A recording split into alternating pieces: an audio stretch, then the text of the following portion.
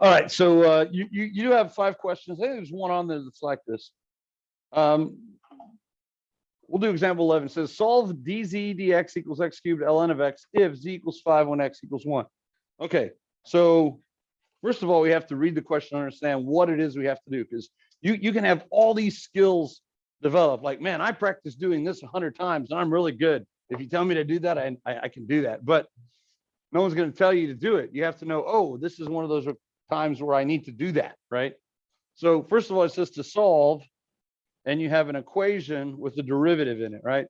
That's solving a differential equation. So solving a differential equation means getting back to the original function. This is a first order differential equation because it's a first derivative.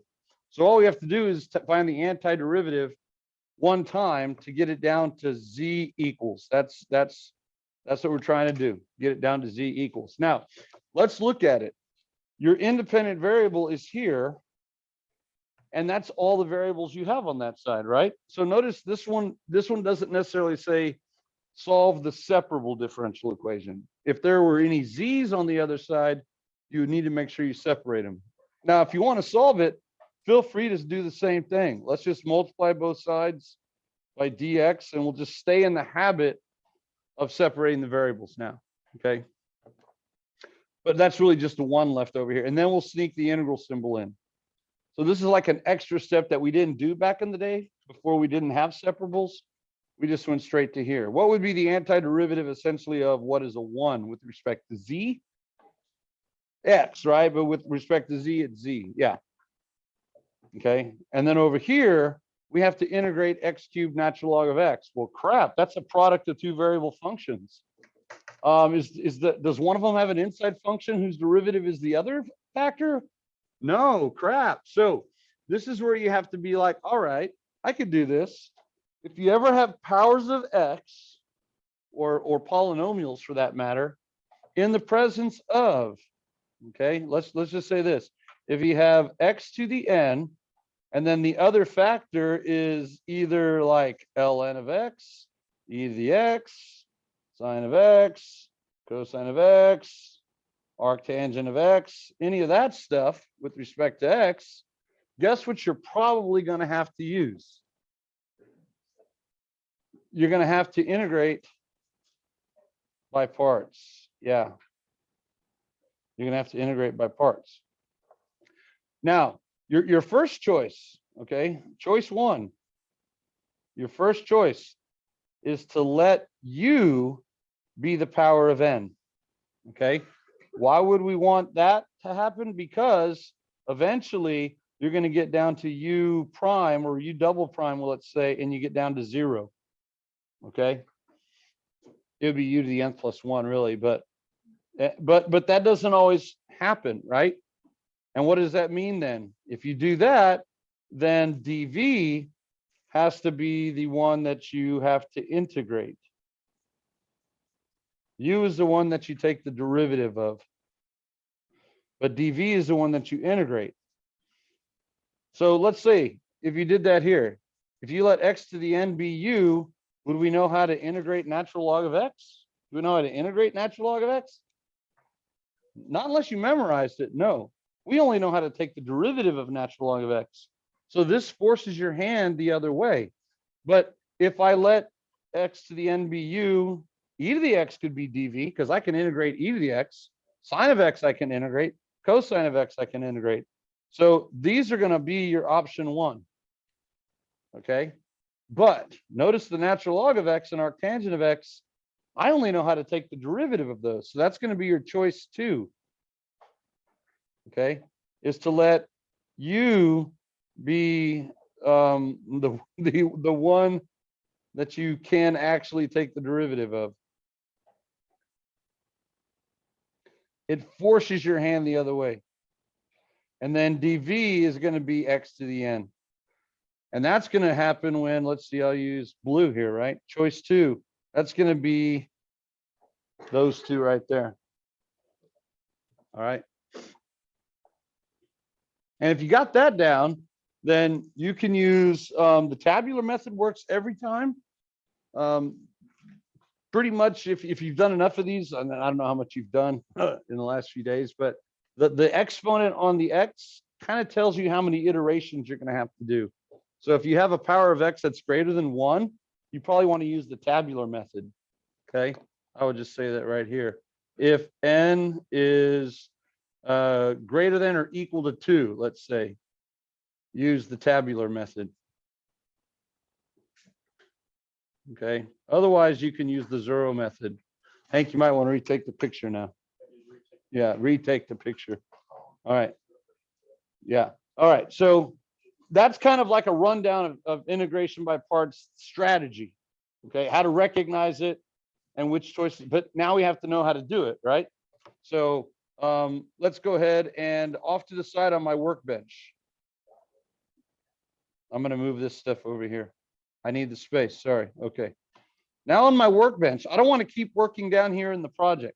So I'm going to go off over here to my mathematical workbench. Happy World Math Day, everybody, by the way. World Math Day. It's also National Puppy Day. So that's good too. U, dv, plus or minus. So these are the 3 columns. And I'm doing the tabular method because the exponent on the x is what? 3. And I don't want to have to do 3 backward Zorro methods because that's going to be too hard. Okay. You can use the tabular method every time. Now, I would like to have u be x cubed, right? Because that would be 3x cubed. And then I just take the derivative of 3x squared, take the next derivative of 6x, 6, and I hit 0. That'd be nice. But now that means that at ln of x has to be dv. And what would be the antiderivative of ln of x? We don't know it. We don't know it. It's x minus x ln of x, but ooh, no, we don't know it. So guess what? Oh, this is where we have to force our hand the other way. So ln of x, okay, you win. You win ln of x, fine, boom. And then, of course, like we get up every morning, we start with a positive, right? It's a great day to get up and get them. All right, and then you hit snooze. All right. Today I did hit snooze, I have to admit. I'm sorry, I did. It went off way too fast. All right, so now let's go down. The derivative of ln of x is 1 over x. Now, if you keep going, you're not going to hit 0, are you? The root of 1 over x is negative 1 over x squared, and then, yeah, 1 over x. It's not going to happen. So you don't need to go ahead and start just getting your columns all going. What would be the antiderivative of x cubed? 1/4 x to the 4th. You don't need to put your plus c in there, and then we'll put a minus. Okay, so now you alternate signs down that column. Now let's see if I need to even go further. This is how you deconstruct the tabular method. It's always going to be the first diagonal's product. You multiply. So now I can come back over here, and the integral of that is going to be x cubed times 1 over x. Okay, always. And then minus the integral of the horizontal product. That's how you tie it off. Did y'all see in the video or hear me talking about tying off the tabular process? Yeah. You went ln of x times that one. Oh, did I go the other way? Oh, I'm sorry. Yeah, you're right. I'm sorry. It was a long night, long plane night. Sorry. I got my diagonal backwards. In the video I did this way. Yeah. ln of x. Yeah, that's right. It's this diagonal. Sorry. My bad.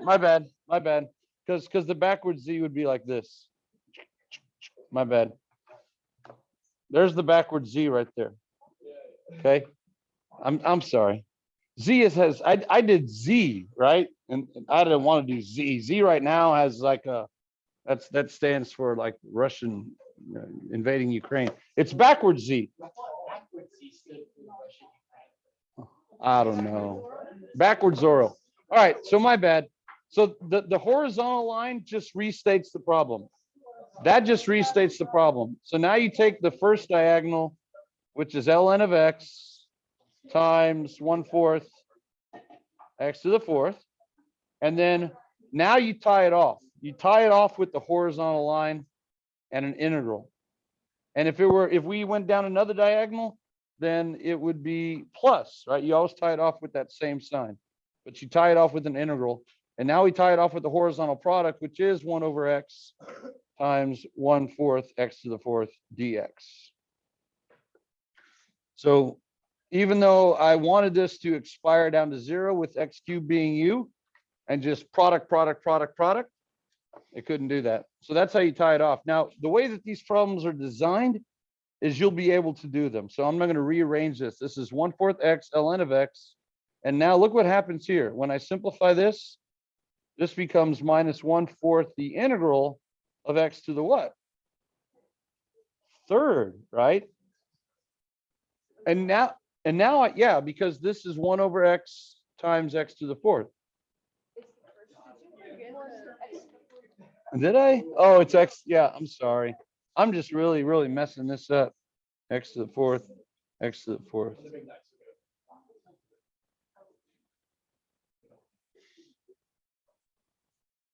And then there's dx.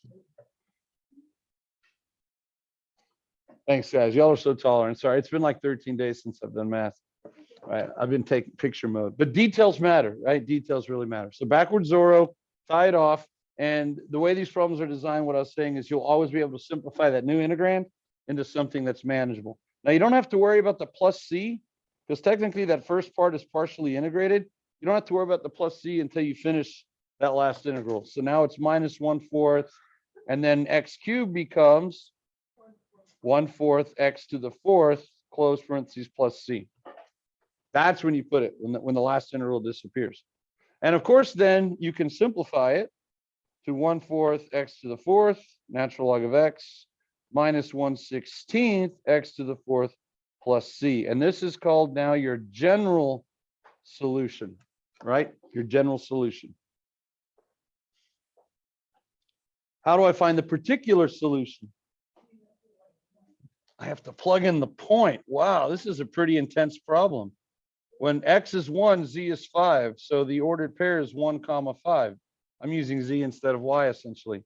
So now we'll say at 1, 5, colon. That's probably the easiest way to show it. You plug it in. Let's see what we get.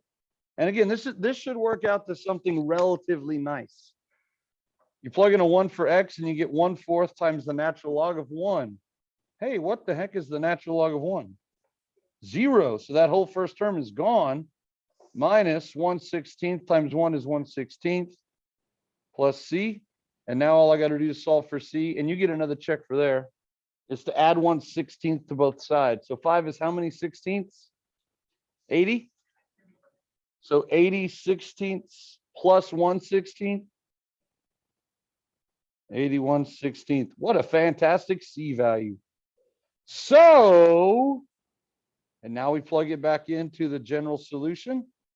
The particular solution is z equals, or z of x, if you want to make it a function, 1/4 x to the 4th ln of x minus 1/16 x to the 4th, and then plus 81 16ths. Tedious, right? Tedious. But the method is still the same. So this is good because this is a review of solving separable differential equations. But in this case, the integral required a new skill, which was integration by parts. All right, questions on that one? Tie it off. You always tie it off with a horizontal product and an integral symbol, whatever that sign is. Okay. Let's do example 12. Is that what we also said we do that? Yeah. All right, let's look at example 12. If f of x is x cubed cosine of dos equis, find the average value of f on the interval from 0 to pi half. All right, find the average value of f. Average value, average value, average value, average value. It's not average rate of change. Average rate of change is secant slope. That's algebra 1 slope. Y sub 2 minus y sub 1 over x2 minus x1. That's average rate of change. This is average value. How do we find average value? Integral over width. Yeah, integral over width. This shows up a lot. Integral over width, integral over width. It's the density method, okay? So let's go ahead and set it up. I'm going to say that the average f value is the integral from 0 to pi halves of x cubed cosine of 2x dx all over the width pi halves minus 0. Now in a free response, which is how I kind of do all my examples as if they're free response, that's a check. You should get in the habit of labeling your integrals as well. You can just put average value, or you can put average f, whatever, or just average setup. Okay, so if you wanted to clean that up, you could put 2 over pi in front of it. But let's focus on the integral. X cubed times cosine of 2x.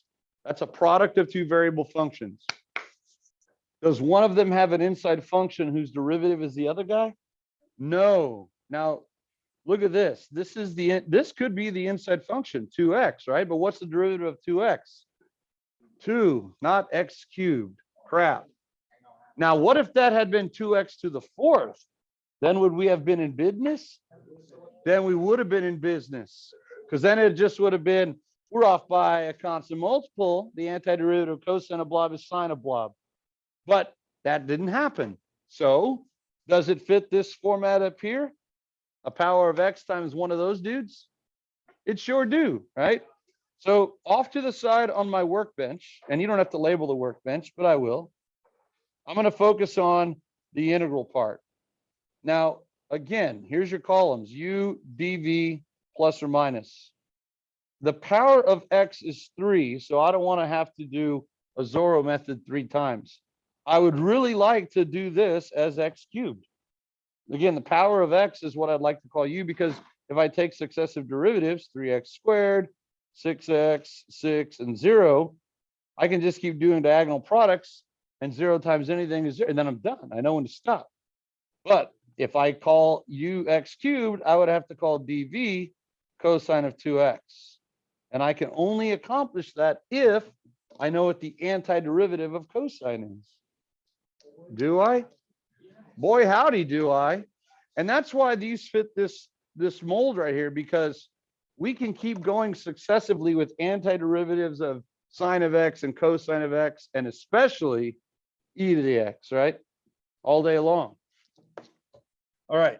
Now, don't take this for granted. Every time we integrate, we're going to have a correction, aren't we, of another 1/2? So don't just forsake the inside function. So the derivative of 2x is 2. There's not a 2 outside. So we have to have a correction of 1/2. And then the antiderivative of cosine is sine of 2x. Okay.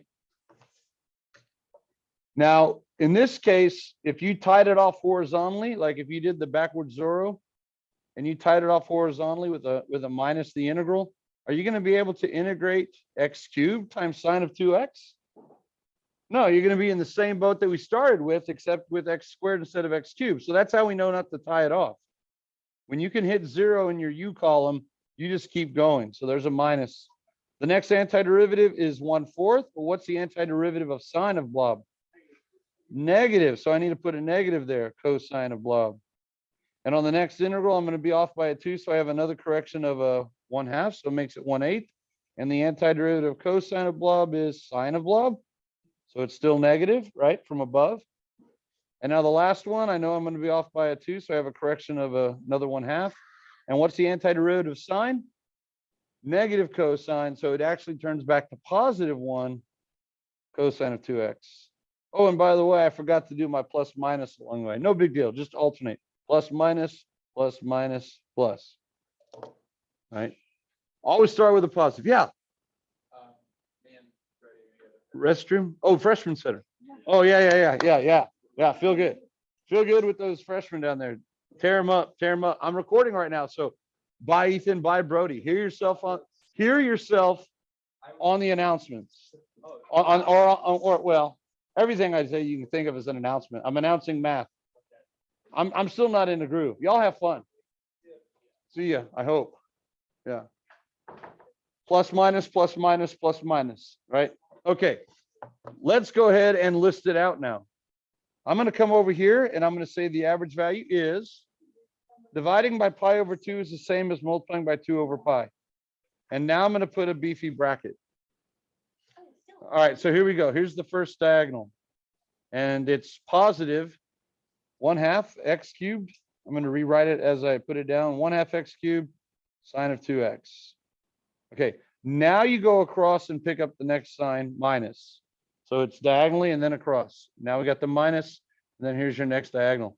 Well, it's negative 3/4. So what does that do to that negative sign? It makes it positive 3/4. It's tedious, but it's nice. And then you have x squared cosine of 2x. And then you go across and pick up the next sign, which is positive. And then you come down on the next diagonal, but wait, it's negative, right? So a net positive times the next. So now we get negative 6/8. That turns to negative 6/8. X to the first, sine of 2x. And then you go across and get the minus. And now it's the next diagonal again.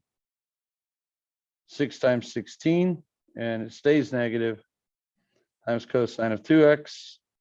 And then look, we go across and get plus. But what happens on the next one? 0 times anything is 0. So at this point, if this had still been a minus instead of a plus right here, we would probably change it to plus and put plus c. Okay. You could technically put minus c, but is that what we want to do here? No, not really, because this one actually ends up being a what? A definite integral. Aha. So now we close the beefy bracket and we evaluate it. Are you serious? Yep. March Madness, baby. From 0 to pi halves. Whoo. But if it were just a general, you could put plus c at the end. Okay, now we need to evaluate it. So again, I'm just keeping the 2 over pi out front. There's the bracket. I'm going to put a parenthesis now. When I plug into pi halves, let's be smart about this. Every time I plug into pi halves into the angle, I'm going to be doubling it. So I'm really going to be evaluating sine and cosine at pi, right? So what is sine of pi? Sine of pi is 0 because sine is the y, which is the height. And at pi, it smashes down to a height of nothing. And what's cosine of pi? No, negative 1. Yeah. Okay. So let's go ahead and plug in then and simplify as we go. So when I plug it in, I'm going to get sine of pi, which is 0. So this whole first term is gone. Plus, if I plug it in here, cosine of pi is negative 1. So that's going to turn that into a negative 3/4. Yeah, because I'm going to get a negative 1 there times the 3/4. So that's a negative 3/4. But then I got to square. I got to square the pi halves. So I'll just put that as pi halves squared.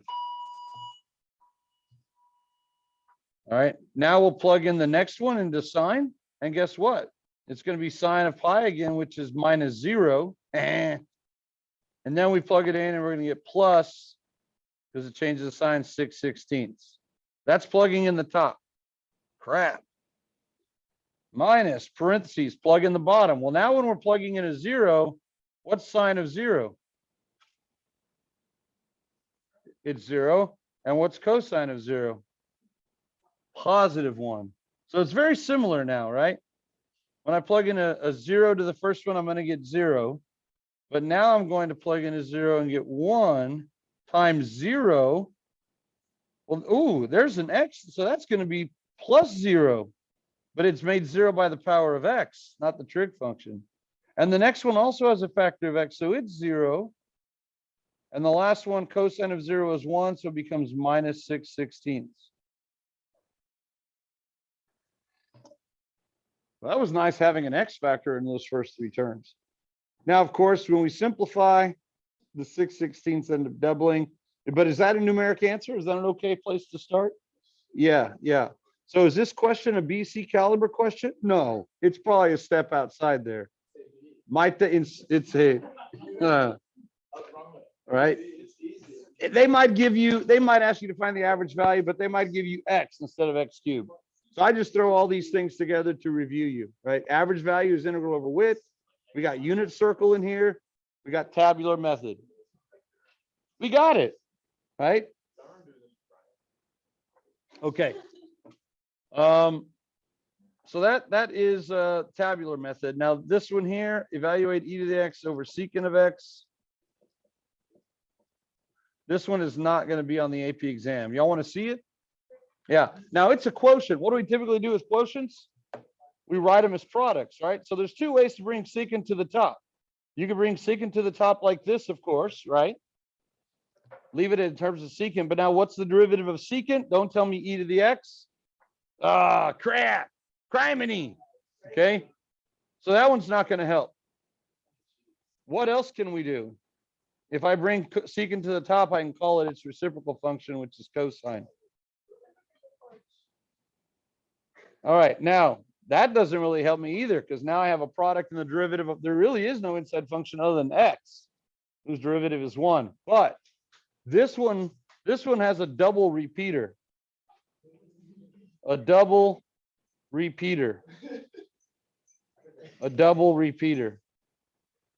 Repeat means to say again. So a double repeater would mean to, wow, say it 4 times. Yeah. All right. And by repeater, I mean this right here. The e to the x, sine of x, and cosine of x, they get caught up in a cycle, right? They're cyclical. You can keep going indefinitely. So whenever you have a double repeater, this is not BC. It is an interesting thing. Okay.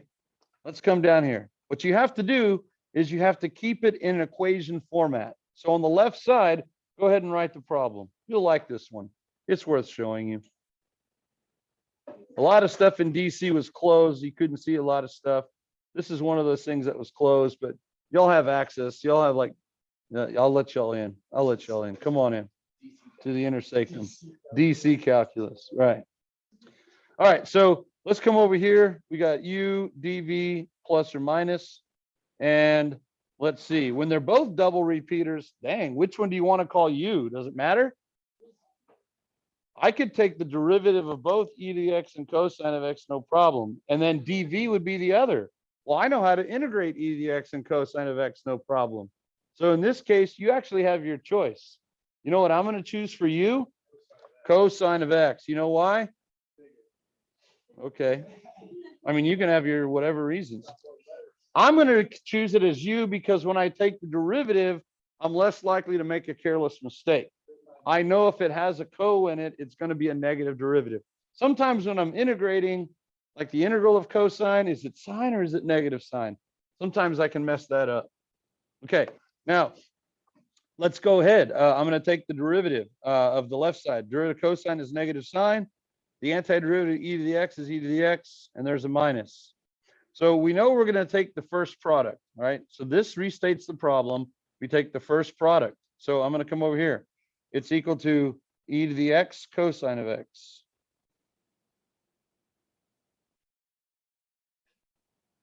Okay. Now, here, when are we going to stop? Well, I don't know. Let's go to the next. Minus. Well, let's keep going. The next column will be negative cosine of x, and the antiderivative e to the x is e to the x. So the next product was going to be this, right? Oh, I don't know. It's not.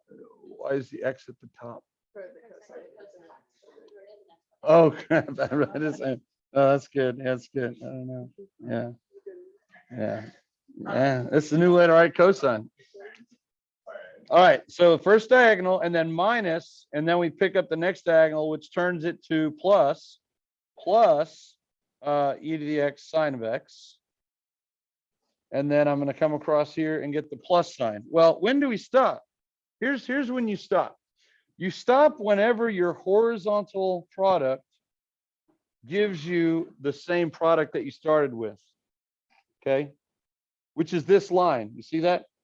If I were to tie it off here with a horizontal product, I would end up with an integrand that's some type of e to the x cosine of x, okay?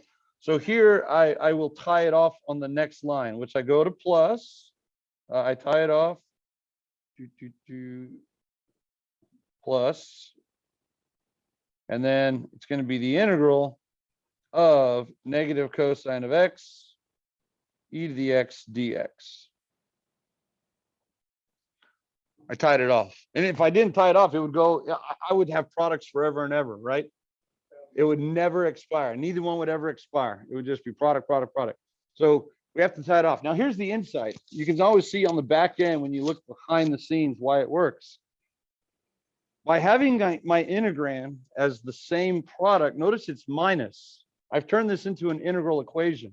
I can do some algebra now. I can take this negative term and red rover, I can bring it over to the left-hand side. And what would that do to its sign? It's negative right now. You can bring the negative out front if you want and turn it into minus. It becomes plus, right? And then I'll have one of those plus another one of those, which makes how many of those? Two of those. Those can be anything. It happens to be those. I have two of those now on the left, and on the right, I have e to the x cosine of x plus e to the x sine of x.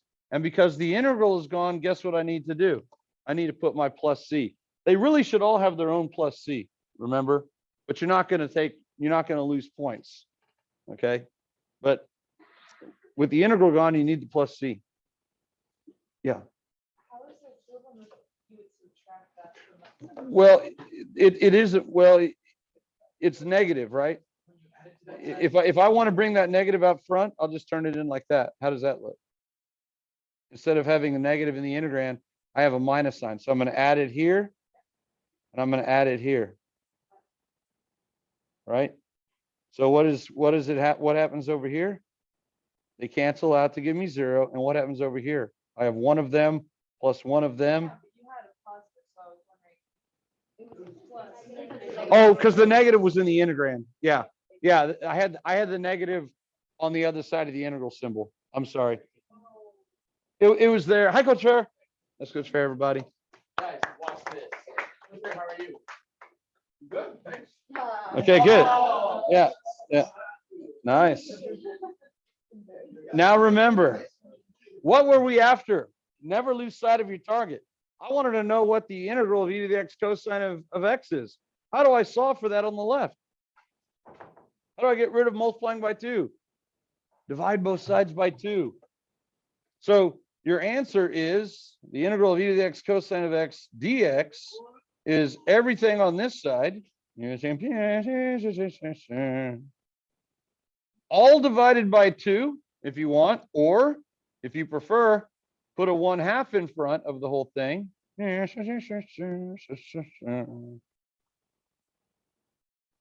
Or if you want, distribute the 1/2, 1/2 e to the x cosine of x plus 1/2 e to the x sine of x. And then what is 1/2 times c? ShamWow c. Yeah. So any one of those could be answers. There you go. It's a double repeater. So we know when to tie it off whenever it gives you the same product as the first line. Whenever your horizontal product gives you the same thing as your original integrand. Yes, right. Yeah. You're not going to see this in the BC exam. Yeah, on the BC exam, either the left column expires to 0 and you just take products all the way down, or you're going to do like one iteration. It'll be backwards 0. Tie it off after the first product. Yeah. Yep, that's right. And then that whatever is left behind the integral will simplify to something you can do. That's exactly right. So that takes care of integration by parts. Comments, questions, quips, quotes, concerns? Yes. Yeah.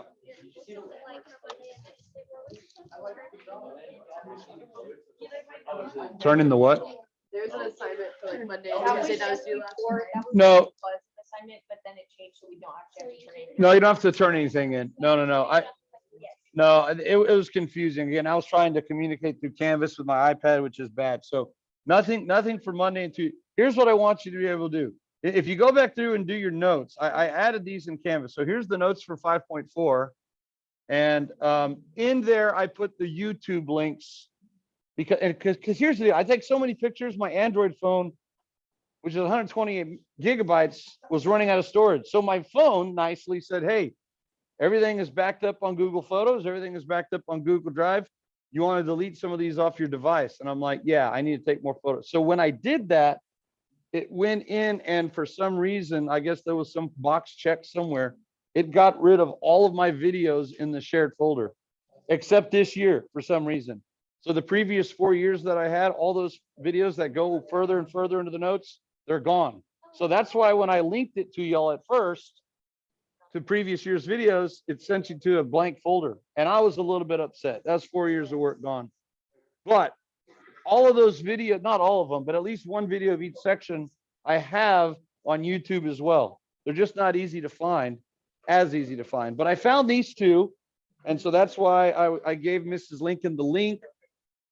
Y'all can't watch them on your iPads at school. So I wanted either her to download them with the other link I gave her and put them on the desktop for the sub to hit play, or press play on my computer, which does have access to YouTube, and show them to you. So bottom line is, if you're not squared away with the notes for 5.4 and the optional worksheet, we'll still stick with optional worksheet.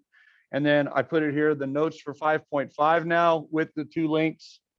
And what we've done now is some of this as well. Make sure you get 5.4 and 5.5 squared away. Okay, because tomorrow I want to start 9.1. Now I'm going to stop now and we're going to take a look at 5.5. Okay.